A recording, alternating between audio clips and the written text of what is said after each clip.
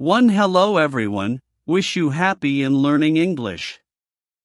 Today, let's review there is and there are. We use there is with singular nouns, and we use there are with plural nouns.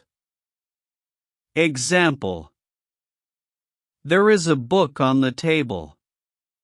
There are books on the table. There is one man in the room. There are several men in the room. Let's complete the following sentences with there is or there are. 1. No Australians in this class. 2. A lot of students absent today. 3. A mailbox on the corner. 4. 3 lamps in the room. 5. Someone at the door.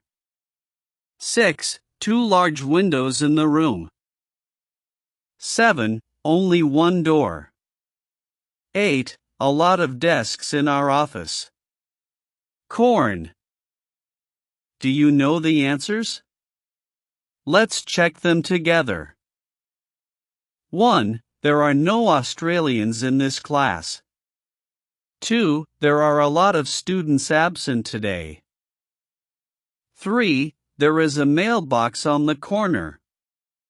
4. There are 3 lamps in the room. 5. There is someone at the door. 6. There are 2 large windows in the room. 7. There is only one door. 8. There are a lot of desks in our office. Happy in learning English.